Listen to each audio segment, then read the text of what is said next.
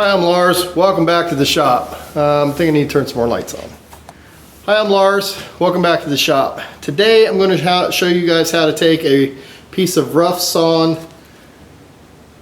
wood, this is red oak, and make it into something that you would buy out of Lowe's or Home Depot.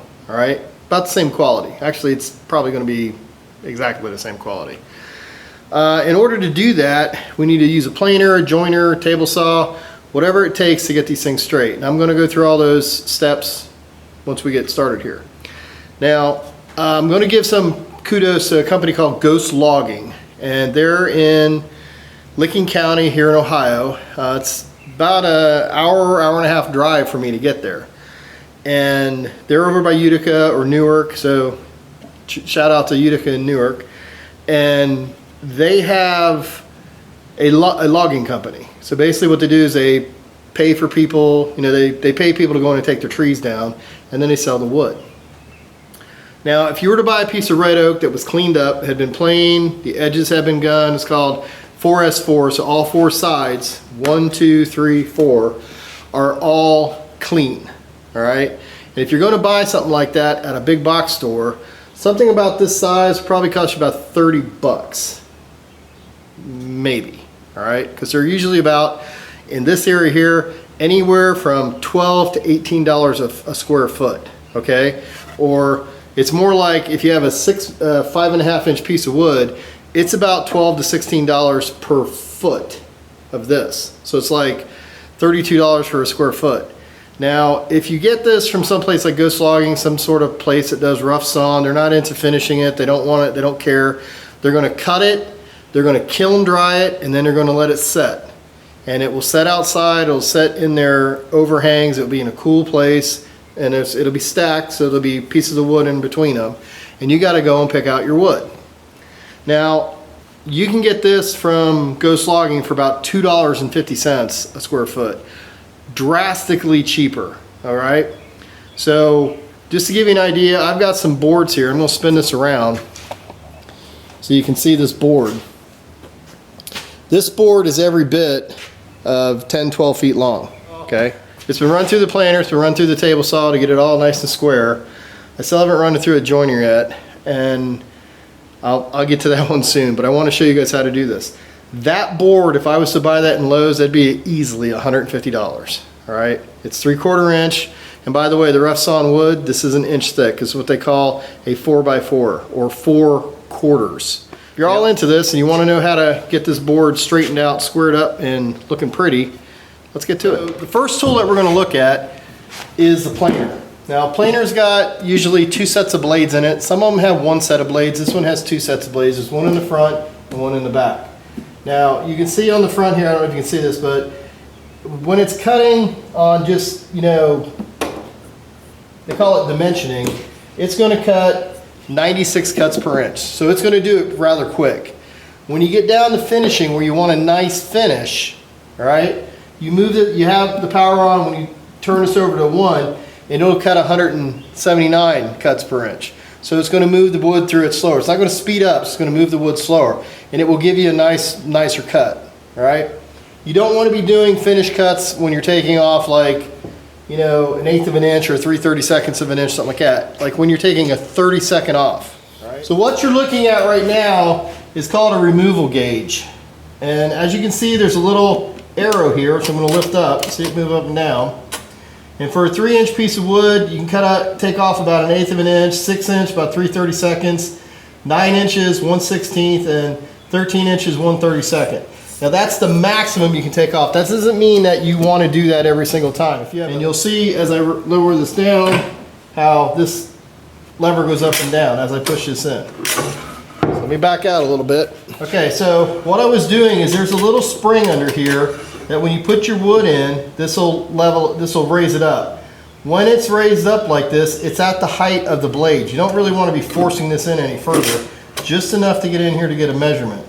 So since this board is 6 inches, I could take up to 3/32 off, and that's where it's at right now.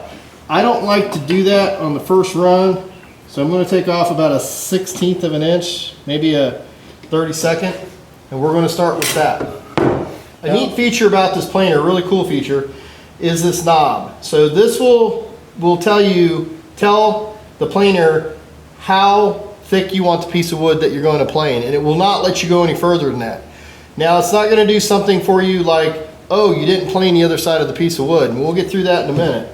But this says like 1/8, 1/4, 1/2, 3/4, 1 inch, and all the way up to 1 1/4. And then it will flip over. So we want to be around 3/4 for what we're doing. So now I'm going to set this up for this piece of wood. So what I want to do is I want to crank this forward until we get this up to about somewhere between a 16th and a 32nd. Just enough to get in there. It's like 3/64. Alright. Now something that you always want to do when you have a planer running, or especially this planer because this thing is really loud, and you also want to have a shop vac attached to the other side or some sort of dust collection. And the reason for that is out of the back here is you're going to have sawdust come out. And the sawdust will hit that wall if I don't take my shop vac to this. This has a really messed up kind of connection, like it doesn't fit anything. I'm still looking on the Dewalt site to find if I can find something to fit that I can put a shop vac into, a standard shop vac. If not, I'm probably going to have something 3D printed or just build it myself. When you're running a piece of wood through the planer, there's going to be cups in the wood this way. There's all kinds of different things that you're going to come across, and that's why they give you the wood at 1 inch thick, so that you can plane this off and make sure you get down to something that you can use. So when a piece of wood goes through the planer, I'm going to say this is side A, and you want to run it through, and it's going to take some board off to side A. And then you want to flip it over and run through side B. Okay? And then the next time you flip it, you want to flip it this way and run through side A, and then flip it over and run through side B. And if you keep that up where you're always going in a different direction, so you're going in this way, and then you want to flip it over and then run side B, and then you want to take them and turn them completely around. So if this is the front, you're going to run it through, you're going to run it through, then you're going to flip it over, you're going to take it through the back, run it through, flip it over, run it through, and then you're going to do it again. What this does is if your planer has any variation to it, you'll get that variation on both sides, so you'll end up with a flat side. The idea is that you take off a little bit at a time. Don't get stingy on it, all right? Don't go through and say, oh, I'm gonna, it's 6 inches wide, I'm gonna take as much off it as I can at one shot. That's hard. It's wear and tear on your planer itself. You can do it, but I don't recommend it. Just take the time and take your time. Don't rush it. So remember what I always try to tell people about machines. You want to respect them. And if you haven't heard me say it, it's in other videos that I do. If my wife comes into our shop, okay, or if I come into our shop and my wife's using a machine, or if I'm using a machine, whichever one's using a machine, we both know that that machine is their most important thing to pay attention to. And my wife will not come up to me when I'm using a table saw, a miter box, a planer, CNC machine, anything. She'll wait till I say, yeah, what's going on? And I will wait till she looks at me and says, yeah, what's going on? So that's respect that I have for my wife, for Susan. She has respect for me in the same way. You have to pay attention to the machine. If you have some friends stop by and say, hey, I wanted to talk to you about something, turn that machine off if you're going to spend time with them, or tell them, can you just wait a minute?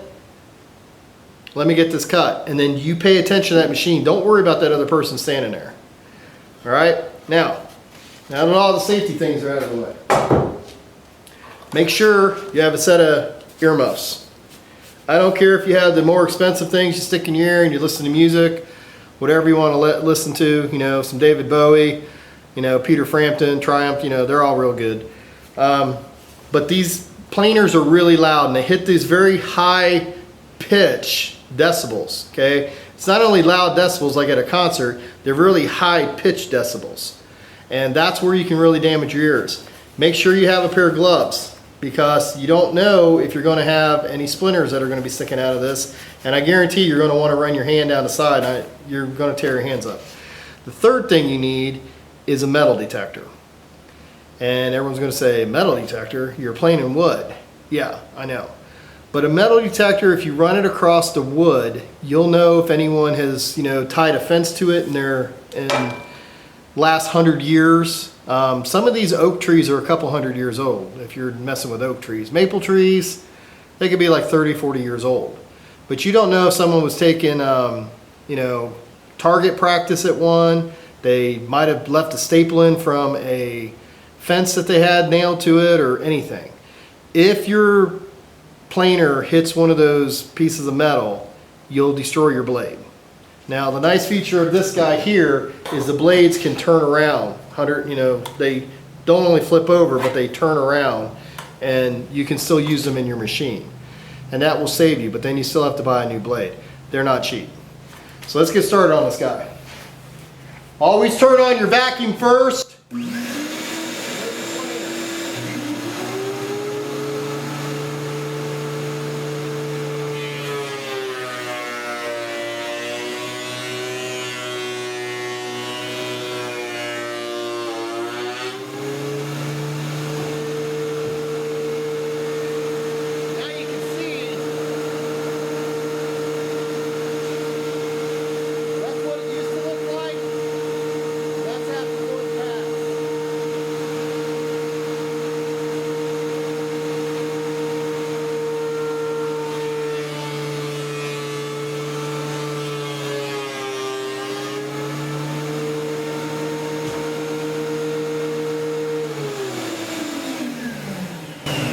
Now I just want to make it clear, I ran it through on the top side. That's where this really nice, looks really good.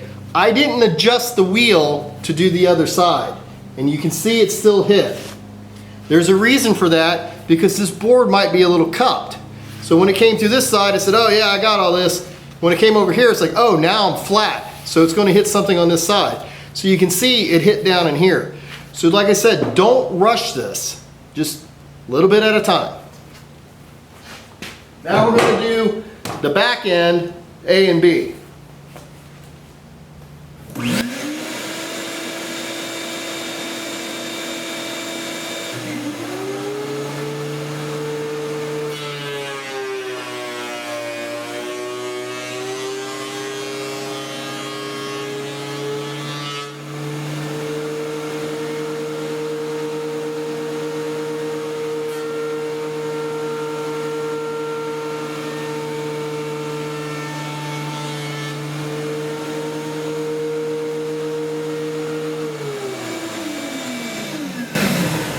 And something I want to tell you, you got to kind of play with your planer a little bit, but when you do adjust, just go about a quarter of a turn of the wheel. Don't worry about watching how high up you went, how much you're taking off.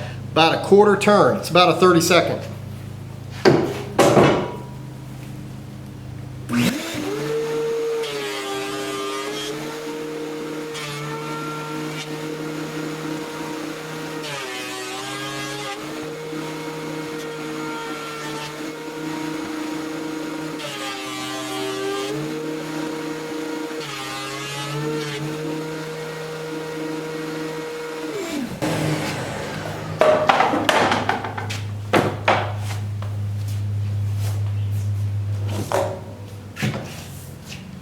All right, now at this point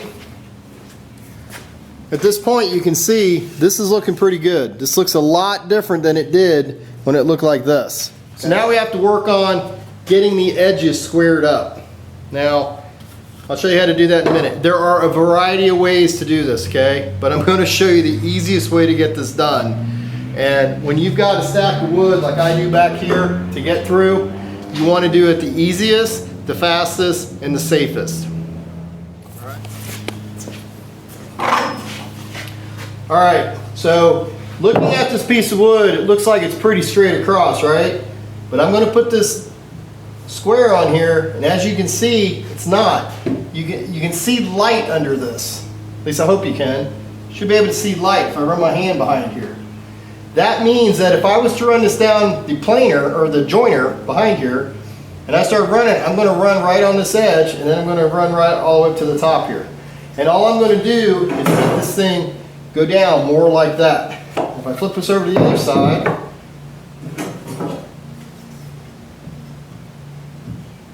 this has a little bit of a belly in it. This wouldn't be so bad going on the joiner because it would cut here, and then this here might stay up, and then this here would cut. So this is the way that I go about doing this. Now this is a pretty straight edge here. It's not, you know, pretty and straight, but if I put this on point to point on the edges here, I can feel, this feels pretty good, except for right here, I'm starting to click off, okay? So what I want to do is I want to bring this back just a little bit off the edge of this, because you're going to get rid of some wood. There's no two ways about it. Hold that ruler really tight and draw a line on there. Now, I don't know if you guys can see this or not, but there's a line going down here. I could take this out with just about anything. I can take it out with a skill saw, a table saw. I'd have to freehand a table saw. That might freak a lot of people out. Or you can take it across a joiner. Either way that you end up doing this, if you do it on a table saw, if you do it with a skill saw, you're going to come back to a joiner eventually, okay? Because joiners don't only take off wood, they do one other thing. And I'll talk to that when we get to that point. So let's see what the other side looks like. If I put them on just, you know, the point edge here, this guy here has the same kind of thing going on. And then, like I said, this one just didn't really have to, just on this edge. So those are the two lines that I need to work on. I'm going to run this through the joiner. But like I said, if this was a big kind of cut, like say this was like up here like this, and this board was bowed really bad, I would just move that up, draw a line, and cut it with a skill saw, the best I could. Or I would try to work on this side to get rid of the hump. Okay, like if it curved in, I would put this, so say this piece of wood looked like this, had a curve in it here, like this, and the wood curved in down like this and back up. I would put it on this point and that point, draw a line, cut that with a skill saw, and then I would run that through the joiner, and then I would take it over and put that onto the table saw, and I would cut this side as tight as I could. But since there's not a lot here, I think I could probably do this on the joiner pretty easily. So let's go to the joiner. Now that we have the line on our board that is the straight line that we want to cut, and again, this could be very exaggerated, but there could be wood that's cut like this and you want to cut this out, or it could be humped up like this just a little bit. And what you would do on that side, you would take and you put a straight edge from this point to this point when they're curving out. I usually pick the side that's curving up, okay? Because you could have a board that has a pretty big warp in it. I've got a couple laying over here. But if it's curving up, grab the low end and the low end, draw a line, because you're never going to get anything out of this unless it's really short. And then draw that line, and that's the line that you want to rip out. I would recommend if you had something like that that was significant, I would use either a skill saw or a sled on a table saw. Now, you can make one of these, and if you have a big enough table like I do, you could make one that would do an 8-foot piece of wood. And basically all you do is you put clamps. So like, say I want to cut this line on here, I would put this on, and the sled would have clamps on it that I could clamp this board down, and then I would line this piece of this little line up, align this line with the blade, and then as I run it through, the sled's up against the fence, okay? So it would cut a straight line. Again, I'm going to do this with the joiner today because there's really not much coming off, and if I get this set right, this shouldn't take any time at all. I just need to make sure that this line either disappears or I come right up to it. So I don't have a lot to come off. And then we'll run it through the table saw to get the other side parallel to this. So how does a joiner work? And I'm going to tell you, a joiner, these are one of the most dangerous tools on the planet. That's not even a joke. Everyone thinks table saw is and everything else, but I'm going to show you something here.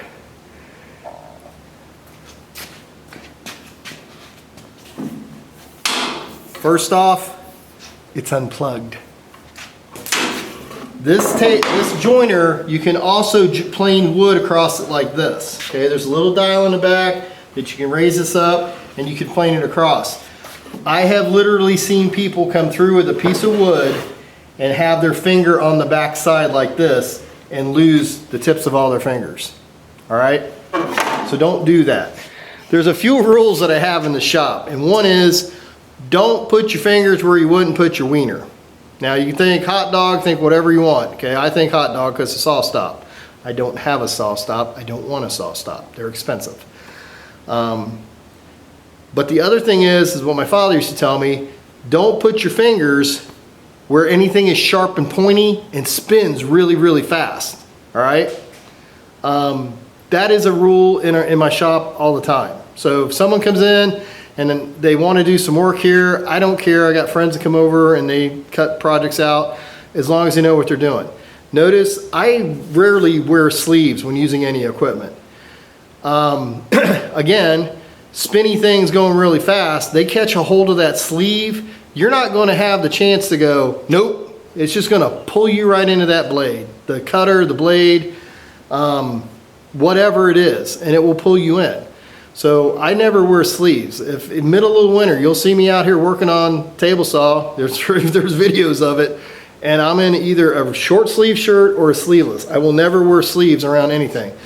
What else don't I have on my fingers is jewelry. When I was working in tool and die, my uncle, who used to own Thurman Tool and Die Shop in Dayton, Ohio,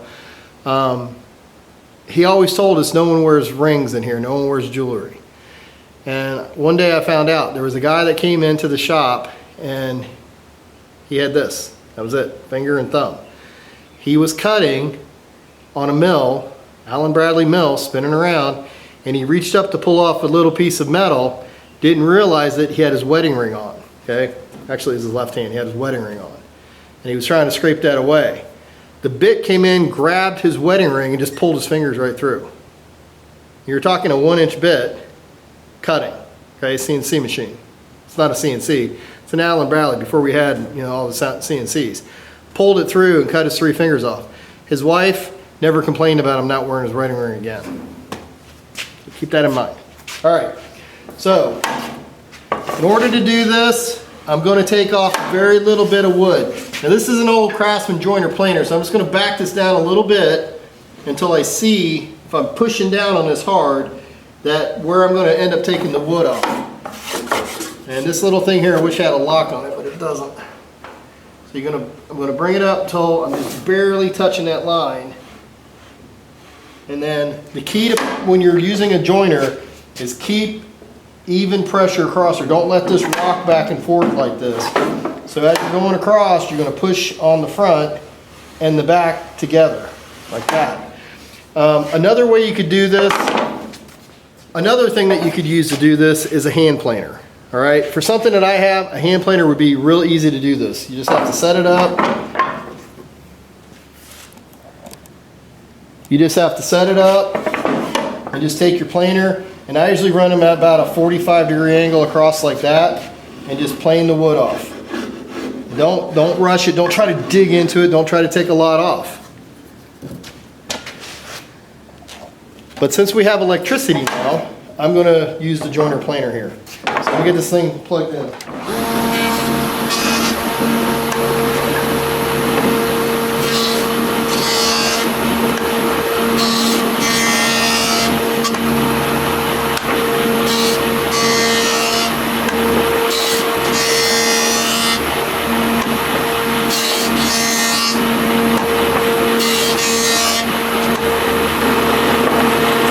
Make sure you turn this around every so often.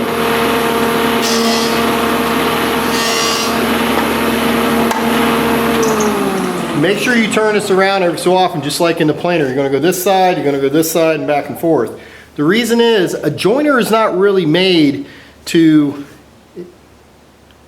before I get all the comments, it is made to reduce the amount of wood on the side, okay, to shrink it down. But its main purpose is to make this perpendicular to this, okay? So if it's not perpendicular, what'll happen if your wall's not perpendicular, what's going to happen is this thing here is just going to start leaning over, and you're going to start cutting. And next thing you know, you're going to have this really nice chamfer on the side of your on one edge of your wood.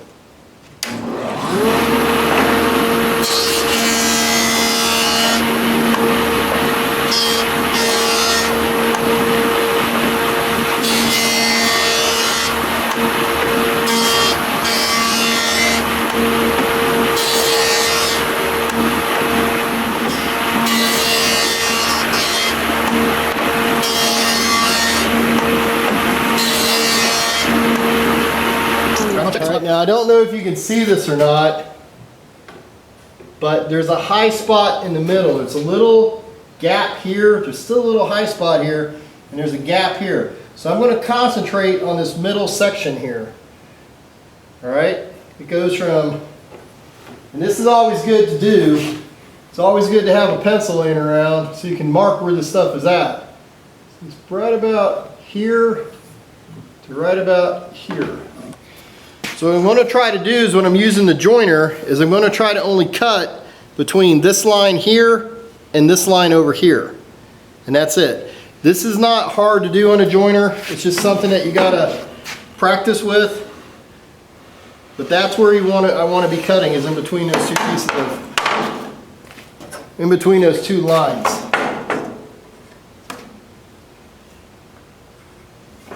And quite frankly, I'm not taking off that much wood. I'm only taking off like a 30-second a pass.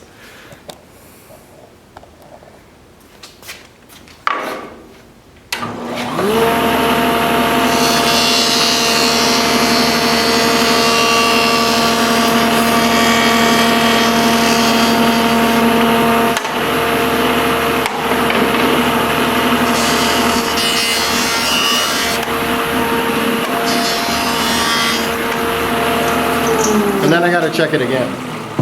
And this process goes on quite a bit when you're trying to straighten out a piece of wood. Now what you can see is, remember, here's my two lines, but now we're out to about here. And where are we at over here? Right about here.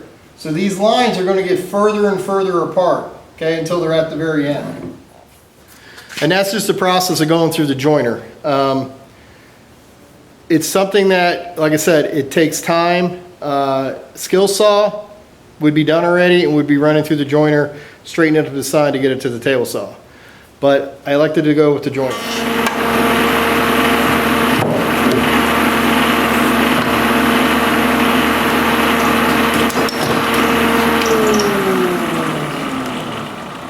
All right, that looks really good. Okay, it's pretty smooth all the way across.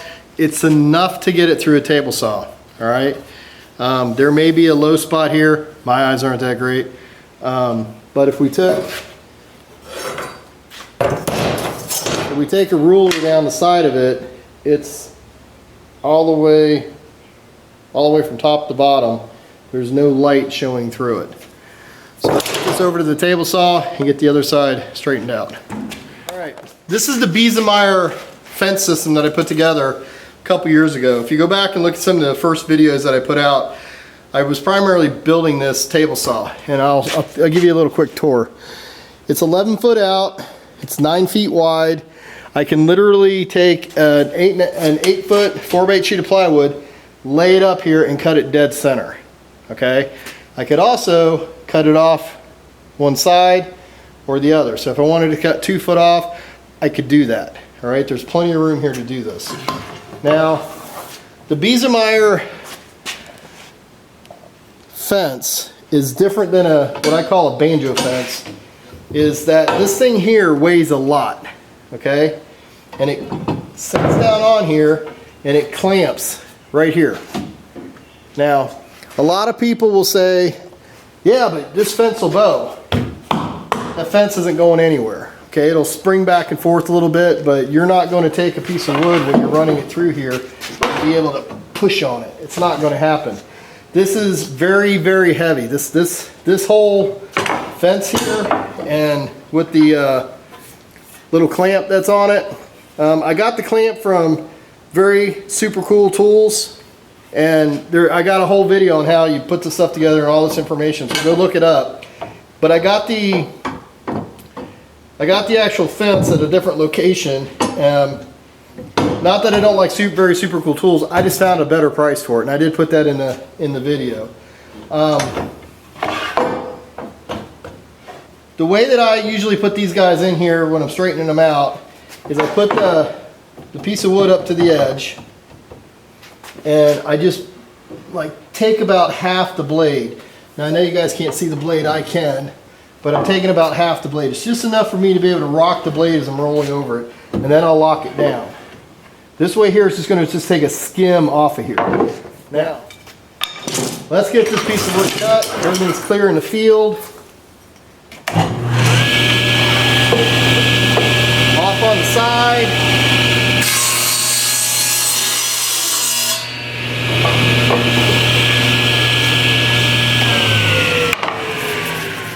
Now we got both sides parallel to each other, 100%. I just want to make sure that we clean this up a little bit. Just run it through the joiner once, flip it over once and once, and that'll give us a nice smoother edge like we have on the top here.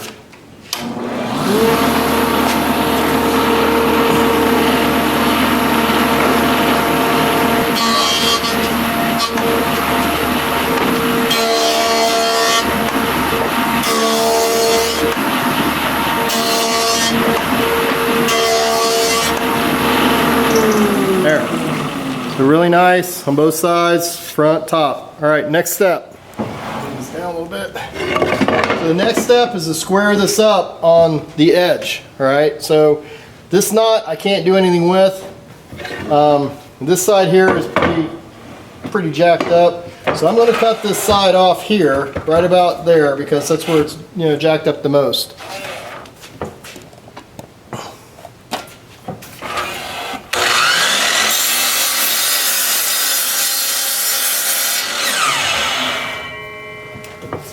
There you go. So I'm not going to cut the other side of this off because I don't know what I'm going to do with this. All right, I might need a piece of wood that's this wide, and I need the whole length. So if I need a piece of wood that's this wide but only this tall, I'll cut this off, and then I'll go back and run this through the planer one more time. So this wood started being, when we first started out, it was about 6 inches wide, and now it is 6 13/16. All right, so just 1/16 less than 7/8, and we are still at 27 3/8, which is not bad for a piece of wood. Now the thickness of it, we're at 15/16 of an inch. That's not a joke. It's 15/16 of an inch. I don't think you can buy a board that's 15/16 of an inch or 7/8. You can get 3/4, you can get 3.5 inch. Now this board looks a lot different than it did in the beginning, didn't it? This is almost something you could say, I bought that at Home Depot or at Menards, and that's something that we're going to use to make our casings or frames, if you will, for our windows in our house, because I don't have them done yet. No, it's been a while, I know, but we just had too much stuff going on. After that, we'll get the molding up, and I'll show you guys how to install molding and stuff. Hope you liked the video. Hope you learned something. Hope you feel more comfortable going out and buying some rough sawn wood, throwing it through a planer, straightening up the edge, and being able to make a piece of wood that you can make something out of. Anyway, if you liked the video, please like and subscribe to the channel. It means a lot to me and means a lot to Susan. You're always welcome back here in the shop. Always welcome to come back. And as always, have a nice day.